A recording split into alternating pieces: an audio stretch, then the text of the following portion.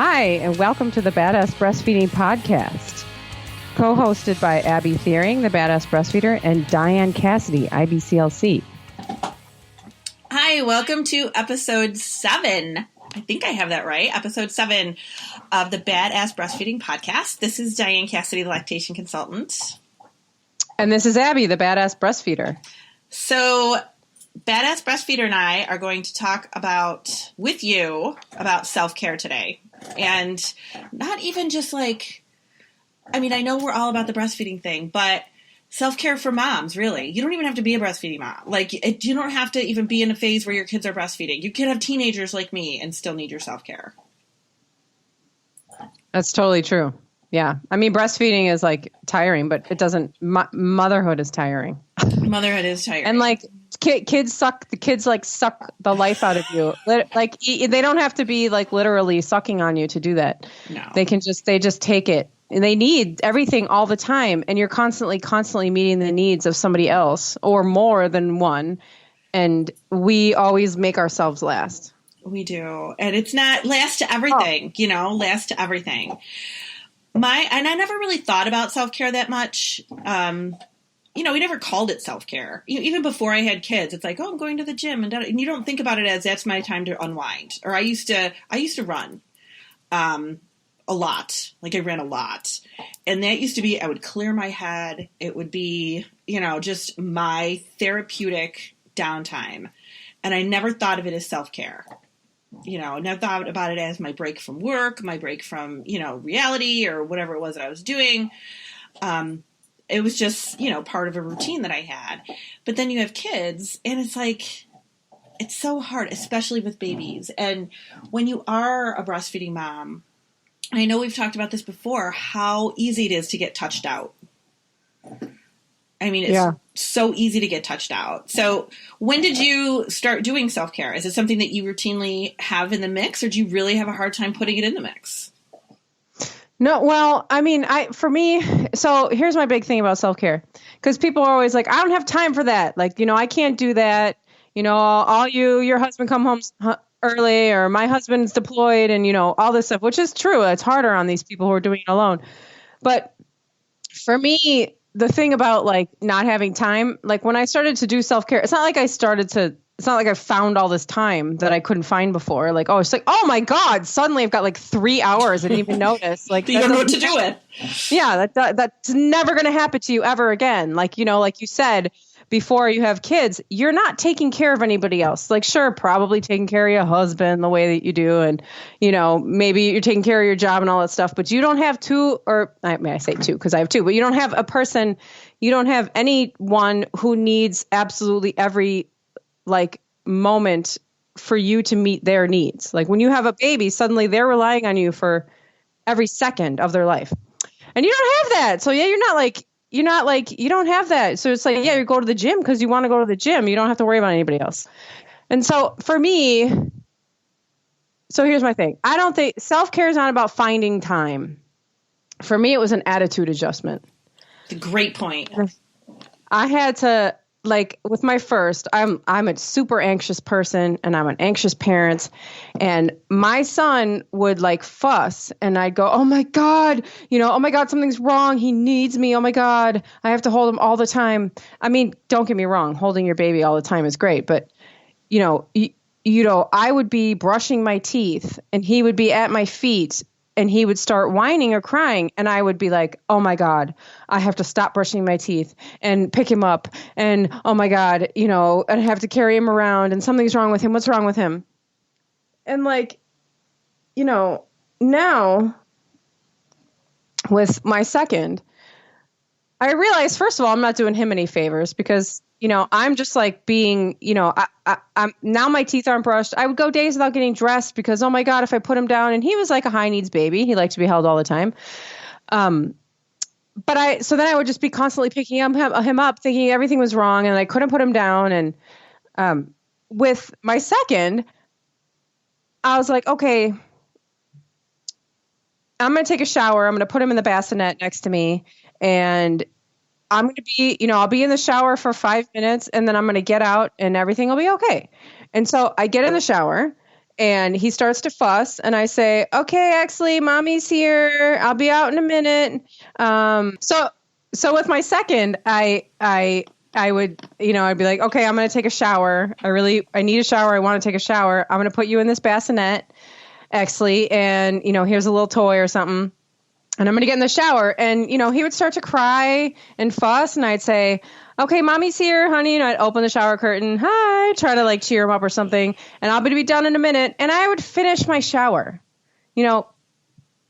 He's fine. I'm talking to him. He's not going to hurt himself. I need a shower. Everybody's good.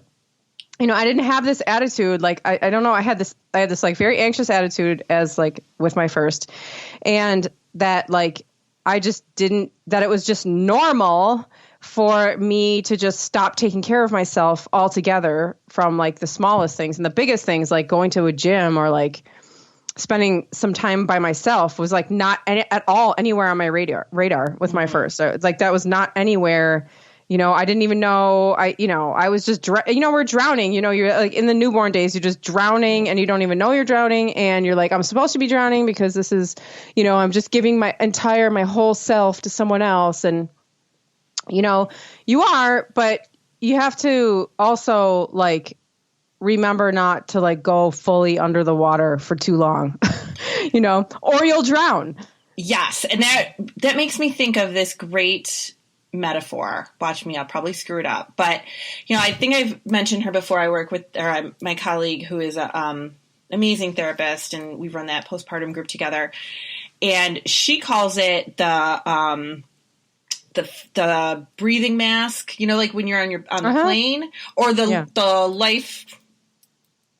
When you go scuba diving, that thing, the air thing, when you're scuba diving. Yeah. You cannot help somebody else until you help yourself. So right. Just like when you travel and you're on the plane, and they'll even say when the thing drops down, your air mask drops down, if you need oxygen, put yours on first before then help the others. Yeah. You help somebody else. And the last time I flew, I listened to that and I was like, would I really put mine on before I put on my kids? I don't know that I would do that. But you can't put on your kid's gas mask. You cannot help your child put on a oxygen mask if you are passed out.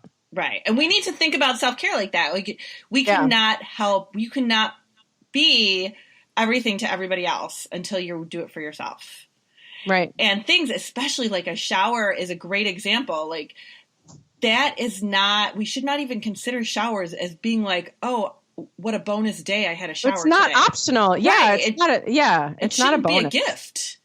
That should be something that like you should be able to get that. And I love it when I have moms that say to me, oh, I went and got my hair done, or I went and did this, or I went and did that, because that is time that you can just kind of like go, oh, it's all me. It's not about being a mom. It's not about being a wife. It's not about being anything but being you. And you need to remember that that's who you were before you had the wife, before you were the wife and you were the mom. Hold on. Yeah. I had when Jack, so I was, yes, here's Exley. He has to say something. Or, okay. Did you take the gum out of your mouth before you put that boob in your mouth? Yes. Okay. I guess I'll believe him. You'll find out later. Well, where did you put the gum? Okay. So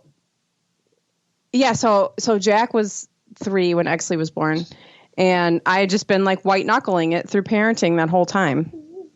And then Jack was having a really hard time going to sleep at night. So I ended up working with a sleep consultant, awesome sleep consultant. She's like all into like gentle parenting and stuff. Rebecca Mishi, she's great. And so I was working with her, and, I was telling her all about like, why is all my children are in here. I'm on the phone. So I said, I don't know, it's just like telling her about my days and all that. And she said, when do you get time for yourself? And I was like, what? She's like, when do you spend time away from your kids? And I was just like, like fucking mind. Oh, sorry. My mind like blew into pieces. Like I was just like, oh my God, oh my God, that's like something that people do and something I should be doing. And me and my husband actually like got together and we took it really seriously. We looked at our schedule and again, I know I have a husband. It makes it easier. But we were like, okay, when do we work it in here? When do we work this out that you are not around Jack and Exley for some periods of time throughout the week? And, he would be like, it got to the point, at first it was kind of uncomfortable because I'm going away. I don't know. Do they need me? What's going on? Can they handle it without me? And then now it's like I'm at the door with my coat on and my keys in my hand, waiting to hear my husband like come in through the back door. And I'm like, see ya. And I just out the front door. You gotta. And I love it. I like it. It's like I feel it come back and it's like, it's kind of nice. You come back, it's like a reunion, you're like happy to see them. Which is like that's such a like, it's so not fair. Like, is you're like, I really want to get away from these kids. And then you get away and then you're like, oh, I miss my kids. And it's just like motherhood is so, I know. It's just like so weird.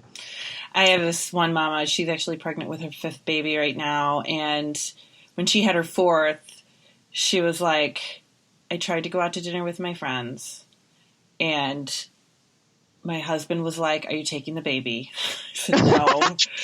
And she goes, and I wasn't gone for very long. And then he's calling me and he's, and it's like, it does have to be a conversation between you and your partner.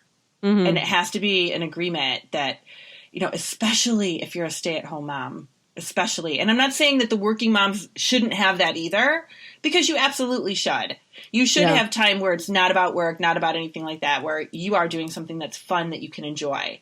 Mm-hmm. But I feel like sometimes as stay-at-home moms, it's like you're home all day. Sometimes you don't talk to another adult. Exactly. For God knows how long. Or at least another adult face-to-face. Mm-hmm. And you're just, you need to get out. You need to do something else. You need to be involved, especially too, if you live in a place, in an environment where there's winter. Yeah. Where, it's like, it's cold. You can't bring your kids out. You can see if you're like, oh, it's fine. Me and my kids, we go to the park. We meet up with friends. We have friend groups. We have parent groups. If it's 0 degrees and snowing, you're probably not leaving the house. Right. Yeah. There's plenty of days in Chicago where I'm like, this is not, we're just staying home today. I mean, I do that in the summer, sometimes just like we're staying home, which is the beauty of, what I do, like staying at home and homeschooling, because sometimes it's like, here's pajama day.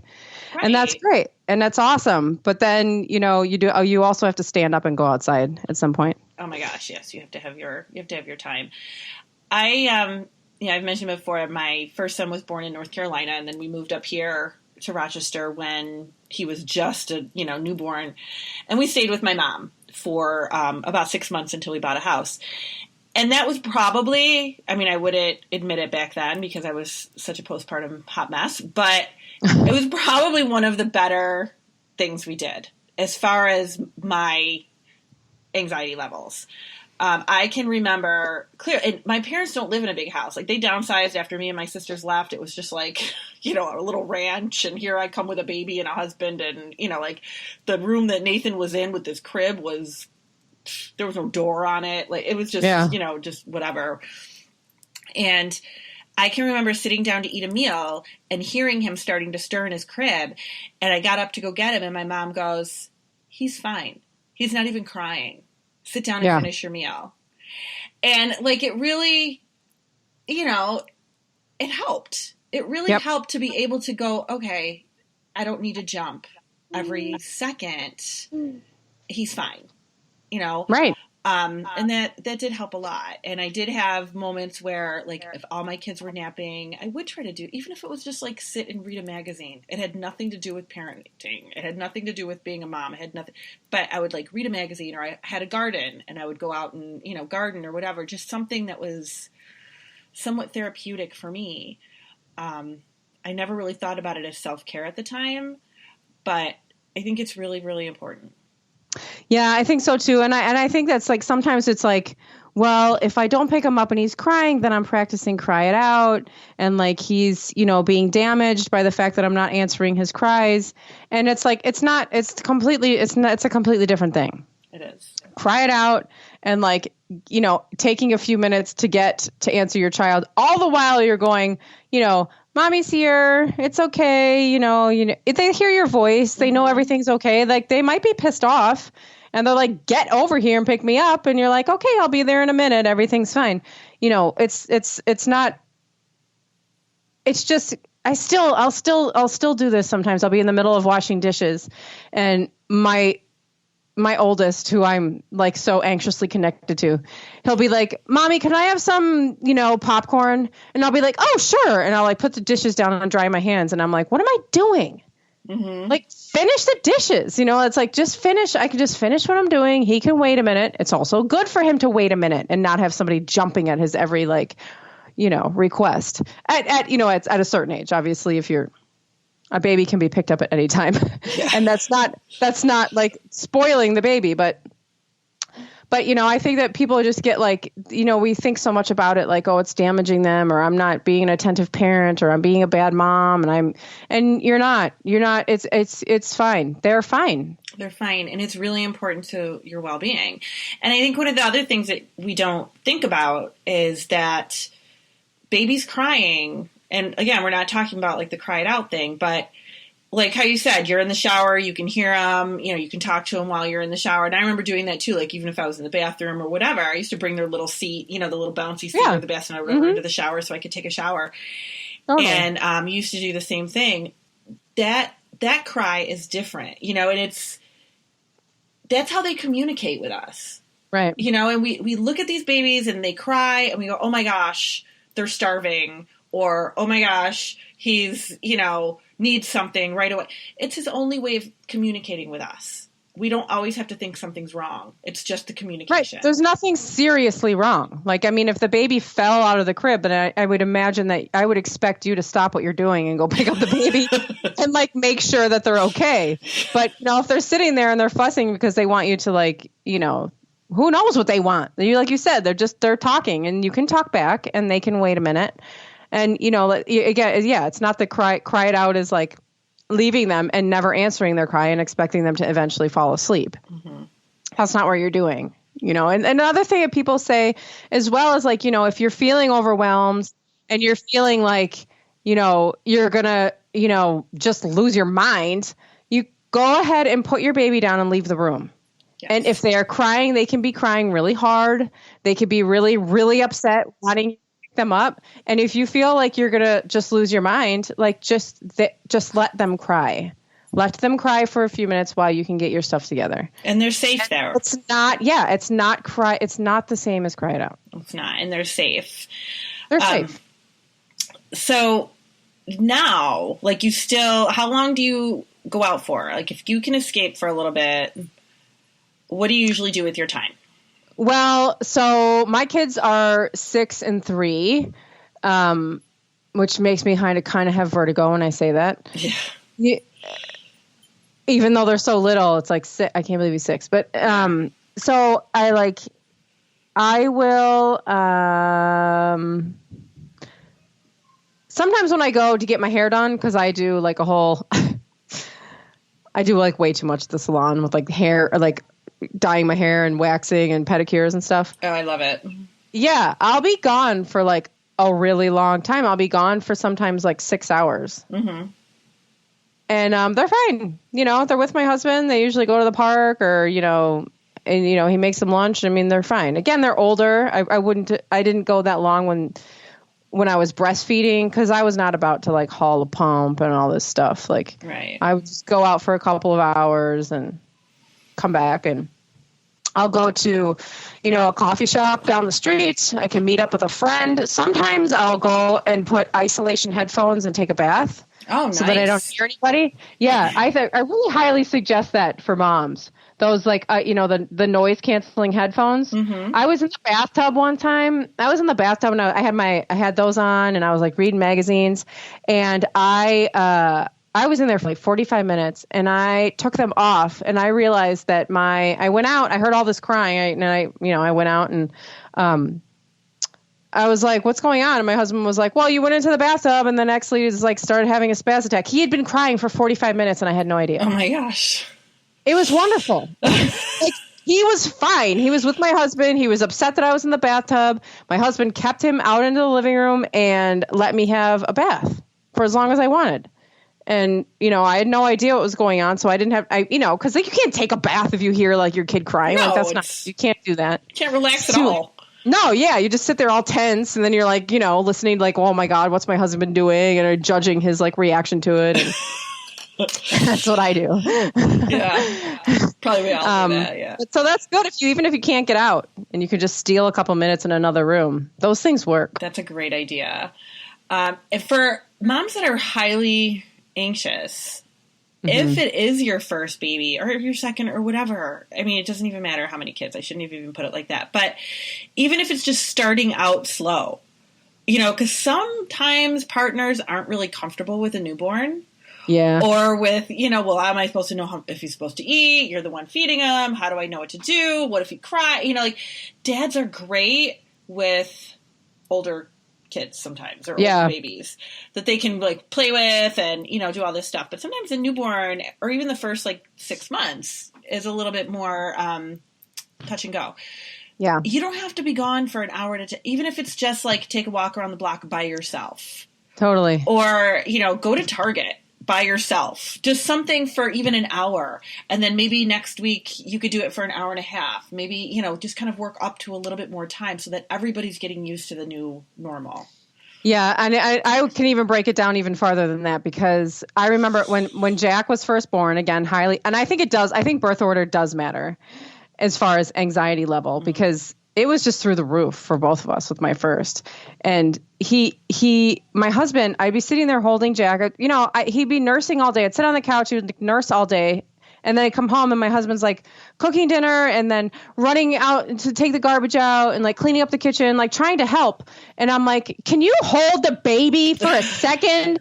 Like, I'm like, can I take the garbage out? Can I if maybe for you, have somebody else hold the baby and then you can go pee by yourself. Yeah.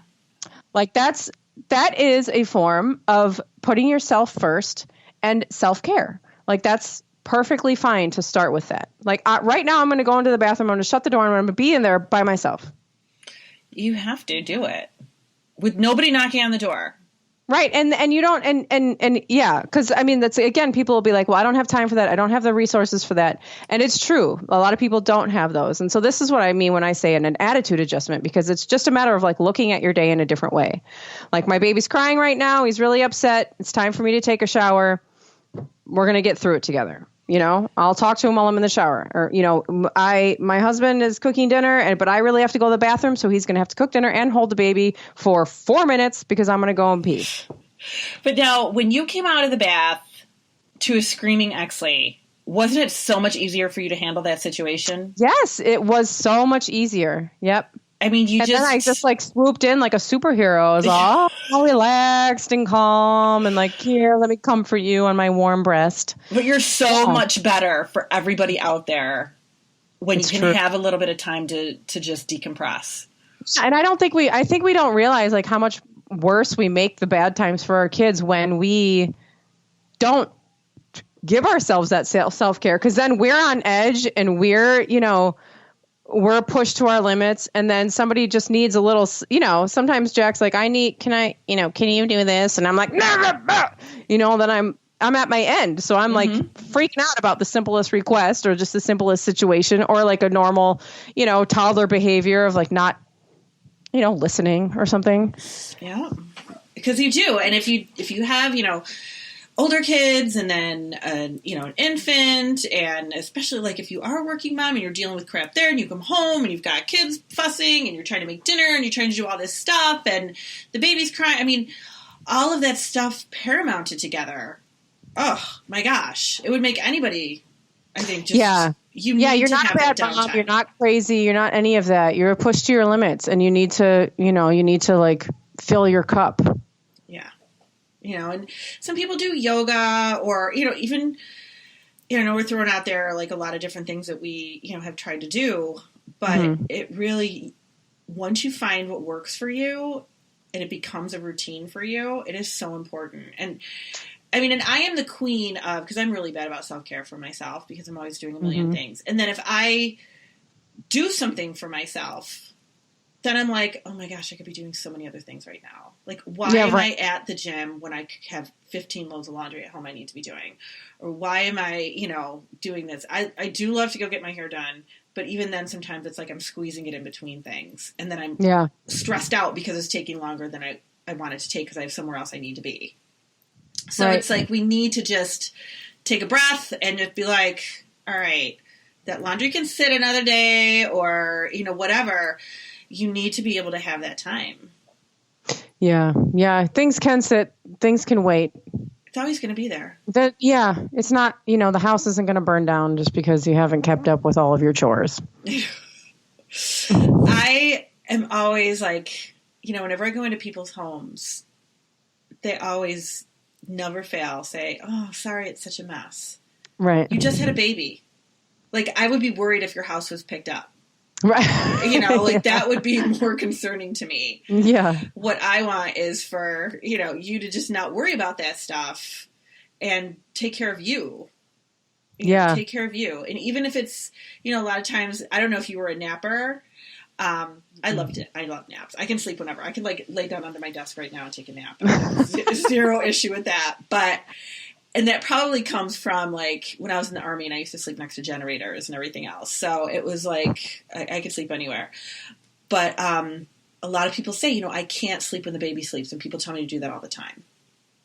Well, you don't have to sleep when the baby sleeps.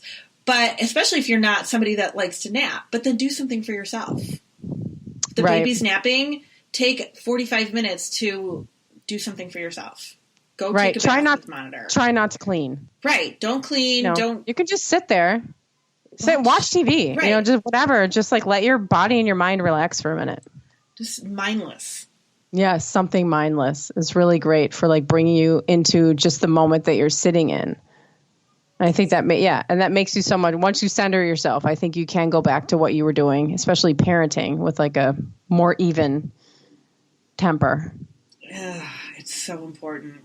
It is so, and you could just be better to every relationship that you have could be that much better.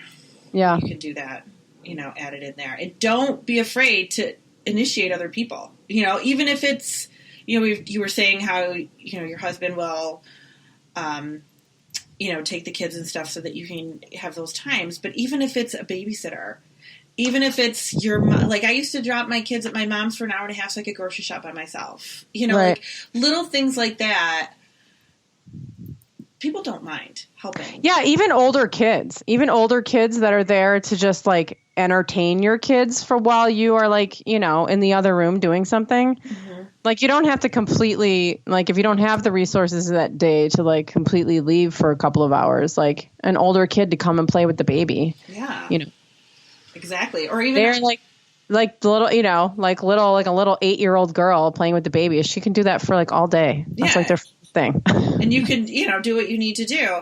And I've also known people that have done you come over with your kids and hang out with my kids so that I can get out for a few minutes and we'll do the same thing next week at your house. Totally. Those kinds of things. Especially, it's great if you are in a mom's group or you have friends that have kids, it's just, there's so many options, but it's one of those things that when you get pregnant, you're preparing to have this baby, really keep in mind that self-care piece should not go away. Yeah. It shouldn't go away at all. You should keep it in there. Keep it at the front. Yeah, absolutely. So now that we have totally planned everybody's lives, not to can I just say one more thing? Of course. Because, we talk about I talk about attachment parenting a lot. And there's the 7 B's of attachment parenting. And I'm always breastfeeding and baby wearing and birthing and then some other things that I can never remember. And one of the things I can never remember that nobody remembers is the 7th one, which is balance. And it's all about like self-care. So it's like, it's really a part of, it has to be like an integral part of your parenting, whatever style you say you want to do, or maybe you're not into the whole style thing, which is kind of overdone anyway. It is. And it's so humans need to, so hard to wrap your head around it. There was my son, Brandon, my youngest, one of my twins. I used to tell people like, he's trying to get back in the womb. Like I was convinced, because he just was and he's still connected to me. He's still such a mama's boy, which is fine. I have zero issue with it. But I remember being at our doctor's one time and he was just probably like 3, maybe 4, and just would constantly climb on me. And just no matter where we were in life, he would be trying to have me hold him and climbing on me and pulling on me, and I could be sitting in a chair and he's climbing into my lap, and I would automatically just like rub his back because that was just he'd climb in my lap and lay down like he's surfing, and I would just like rub his back because it was just a natural response. But I was so touched out with it, and I was so overwhelmed because I had his twin sister and my 2-year-old, and I was a single mom, so it was really overwhelming. And I remember my doctor being like, kind of implying like, well, this is why he continues to do that, because you continue to reward him for doing that. Oh my God. And I was really upset by that. I was like, how could I not respond to him? When he's looking for my attention or whatever. There had to have been a happy medium. Like I was right. one extreme or the other, and nobody ever talked to me about that balance. Right. There could be a happy medium there. And there always should be. Yeah. I mean, nobody would ever, if your husband came to you and was like, needing a moment from you, you wouldn't ignore him. I mean, who does that? Who ignores another? That's just weird. Yeah, I know. So there we go. We're saved the world for another week. Everybody can breathe easy because we're all going to have a relaxing week. Yeah, pick something that you're going to do for yourself today and do it. Yes, absolutely do it. Just one thing. Next week, we are going to talk about schedules. So episode 8, I know everybody can't wait. We're going to talk about schedules and lack thereof when you're talking about babies. And I know that's like a huge hot topic, so I can't wait to get into that. That'll be a lot of fun. Yeah, definitely. And I will see you next time. Bye.